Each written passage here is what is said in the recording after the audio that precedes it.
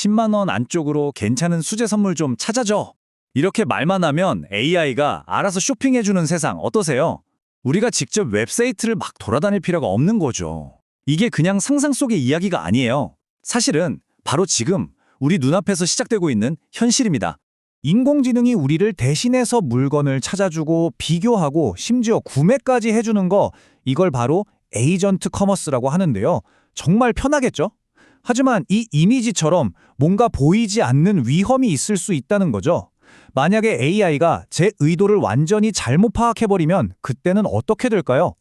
바로 여기서 아주 근본적인 질문이 하나 생깁니다.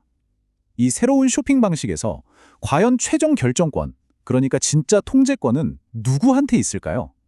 그게 정말 우리일까요? 아니면 우리가 모르는 사이에 AI나 다른 누군가가 그 힘을 갖게 되는 걸까요? 자, 그래서 오늘 이 중요한 변화에 대해 좀 더 깊이 들어가 보려고 합니다. 우선 AI가 우리 쇼핑을 어떻게 바꾸고 있는지, 그리고 여기서 어떤 신뢰의 위기가 생길 수 있는지를 짚어볼 거고요. 이어서 그 해결책인 신뢰 계층이 뭔지, 그럼 브랜드들은 뭘 해야 하는지, 그리고 마지막으로 미래 쇼핑의 모습까지 한번 그려보겠습니다. 자, 그럼 첫 번째 이야기. AI가 어떻게 우리의 새로운 쇼핑 파트너가 되고 있는가? 이제 우리는 웹사이트를 스크롤하던 시대를 넘어서고 있습니다. 그냥 AI한테 말만 하면 되는 시대가 오고 있는 거죠. 뭐 예를 들면 1970년대 빈티지 청바지 찾아줘 라던가 조카 생일 선물 좀 골라줘 이런 식으로요. 말 그대로 이커머스의 판이 완전히 바뀌고 있는 겁니다. 네, 이렇게 편리한 미래가 정말 코앞까지 다가왔는데요. 그런데 말이죠. 이 엄청난 편리함 뒤에는 그림자도 있습니다. 지금부터는 브랜드가 소비자의 신뢰를 정말 한순간에 잃어버릴 수 있는 5가지 핵심적인 위험 요소를 하나씩 짚어보겠습니다. 자, 첫 번째 위험부터 한번 볼까요? 바로 제품 오해입니다. 이게 무슨 말이냐면요. 제품 정보가 기계가 딱 알아듣기 쉽게 정리되어 있지 않으면 AI가 그냥 추측을 해버리는 거예요. 예를 들어서 제가 가벼운 노트북 찾아줘라고 했다고 쳐요. 그럼 AI가 가벼움의 기준을 자기 마음대로 정해버리는 거죠. 더 심각한 건 AI가 있지도 않은 기능을 막 만들어내서 진짜인 것처럼 말하는 환각 현상까지 일어날 수 있다는 겁니다. 두 번째 위험, 바로 권한 남용입니다. 제가 10만 원 안에서 선물 사줘라고 했는데 AI가 갑자기 더 좋은 걸 찾았어요 라면서 예산을 훌쩍 넘어버리면 어떨까요? 이렇게 명확한 경계가 없으면 AI는 우리 허락도 없이 돌이킬 수 없는 결정을 마음대로 내릴 수 있게 되는 거죠. 세 번째 위험, 이 데이터 문제는 정말 심각하게 생각해 봐야 합니다. AI 쇼핑은요, 우리가 뭘 샀다는 기록만 가져가는 게 아니에요. 우리의 의도, 그때의 감정, 대화의 맥락까지 전부 데이터로 수집합니다. 만약 이렇게 민감한 정보가 어떻게 쓰이는지 우리가 알 수 없다면 이걸 서비스를 받는 게 아니라 그냥 감시당하는 기분이 들겠죠? 네 번째 위험은 브랜드 입장에서 아주 뼈아픈 문제입니다. 바로 브랜드가 통제력을 잃게 된다는 거죠. AI가 중간에서 옛날 가격 정보를 보여주거나 제품에 대해 틀린 설명을 한다면 고객들은 과연 AI를 탓할까요? 아니요, 브랜드를 탓할 겁니다.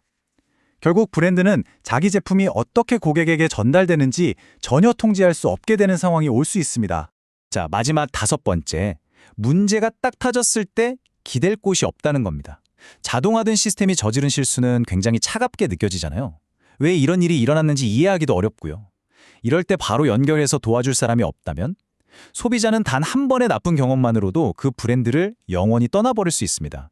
이 숫자 한번 보시겠어요? 64%. 이게 뭘 의미하냐면요. PwC에서 설문조사를 해봤더니 소비자 10명 중 6명 이상, 그러니까 무려 64%가 AI 쇼핑을 믿고 쓰려면 최소한 환불 보증 같은 안전장치가 꼭 있어야 한다고 대답했어요. 왜냐하면 사람들이 이런 근본적인 질문을 던지고 있거든요. 내 카드 정보는 괜찮을까? 이 AI는 도대체 누구를 위해 일하는 거지? 이런 질문들에 대한 답이 없으니까요. 바로 이게 지금 우리가 마주한 신뢰의 격차라는 겁니다. 자, 지금까지 AI 쇼핑의 5가지 위험, 그리고 그로 인한 신뢰의 격차까지 확인해 봤습니다. 그럼 이 엄청난 문제들을 어떻게 해결할 수 있을까요? 놀랍게도 그 힌트는 과거에 있습니다. 이제 신뢰 계층이라는 새로운 개념을 통해서 해결책을 한번 찾아보죠. 신뢰 계층이란 바로 AI 쇼핑을 안전하게 만들기 위한 일종의 기술적, 제도적인 안전망이라고 보시면 됩니다.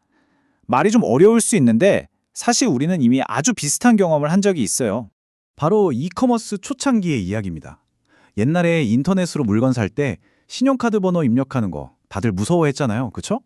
그런데 그때 SSL 암호화 같은 기술이 등장하면서 아, 이제 안전하구나 하는 믿음이 생겼고 바로 그 믿음 덕분에 온라인 쇼핑이 폭발적으로 성장할 수 있었던 거죠. 지금 AI 쇼핑에도 바로 이런 신뢰 계층이 필요하다는 겁니다. 그렇다면 브랜드들은 이 중요한 신뢰 계층을 만들기 위해서 지금 당장 뭘 해야 할까요? 이제부터 구체적인 행동 지침 5가지를 하나씩 살펴보겠습니다. 첫 번째, 사람뿐만 아니라 기계도 이해할 수 있도록 콘텐츠를 만들어야 합니다. 왼쪽은 사람의 감성을 자극하는 아주 좋은 마케팅 문구죠. 하지만 AI는 오른쪽처럼 명확하게 구조화된 데이터를 원합니다.